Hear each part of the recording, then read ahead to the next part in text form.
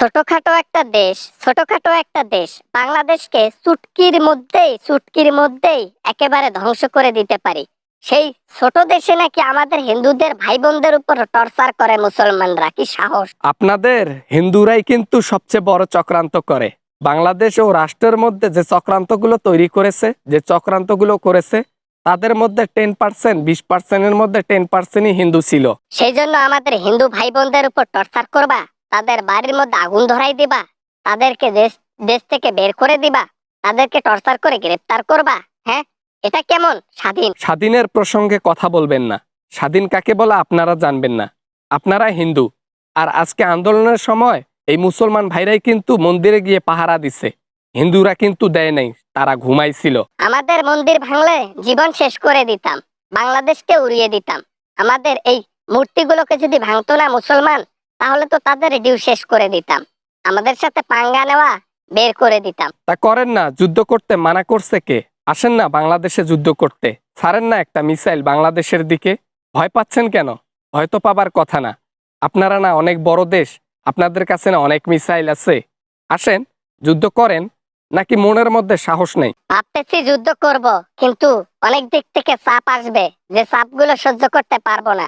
তার উপর আবার পুরো বাংলাদেশের মুসলমানরা খেপে যাবে, খেপে গেলে পুরো বিশ্ব আমাদের খেলাফ হবে, এই জন্য করতেছি না। যুদ্ধ করবেন না অথচ যুদ্ধের কথা বলেন। একটা মিসাইল বাংলাদেশে ছাড়েন না। মনের মধ্যে ভয় কেন এত? হ্যাঁ, এত ভয় কেন? নাকি চাপে আছেন? আরে বেটা, ইন্ডিয়ার সাথে সম্পর্ক না রাখলেও বাংলাদেশ চলবে, কিন্তু ইন্ডিয়া বাংলাদেশের সাথে সম্পর্ক না রাখলে ইন্ডিয়াই চলবে না। কেন চলবে না? আমাদের বিজনেসের অভাব আছে নাকি? আমাদের একটা বড় দেশ, এই বড় দেশের মধ্যে ব্যবসার অভাব নেই। আমরা অন্য দেশের সাথে সম্পর্ক করে তাদের সাথে বিজনেস করব, না করলাম পিসি বাংলাদেশের সাথে।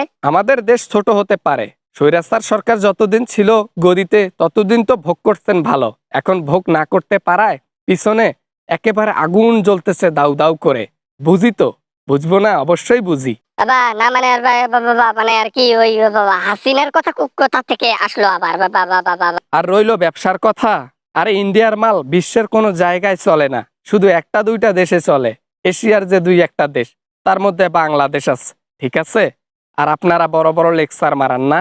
বাবা বাবা বাবা না মানে আর কি ওই ওই না মানে আমি বলতে চাইছিলাম আর কি ওই বা না মানে বাবা। বাবা করলে কি আর কথা মুখ থেকে বের হবে? পয়েন্টে ধরে ফেলেছি, এখন কথা বের হবে কেমনে? রইলো বাংলাদেশের ব্যবসার কথা, করলাম না আপনাদের সাথে। আমরা অন্য দেশের সাথে ব্যবসা করব। আল্লাহ দিলা আমাদের এখানে অনেক জিনিস আছে, মাছ আছে, শাকসবজি, তরি তরকারি যা আছে। বিজনেস করলে সব জায়গায় করব, আপনাদের মতো দেশের সাথে করব না। আফগানিস্তান আছে, পাকিস্তান আছে, তাদের সাথে করব। অলরেডি 25,000 টন চিনি নিয়ে ফেলেছি। হয়েছে, বাস খাইছি, বুঝছি।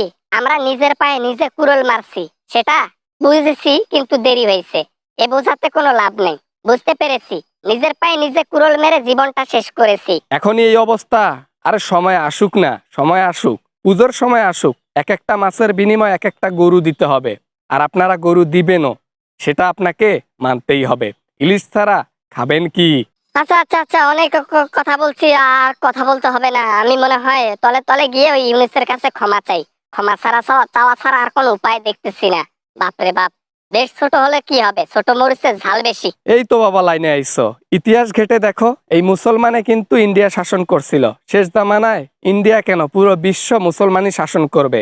তাই পৃথিবীর মধ্যে যদি বেঁচে থাকতে চাও, মুসলমানদের সাথে লড়তে এসো না।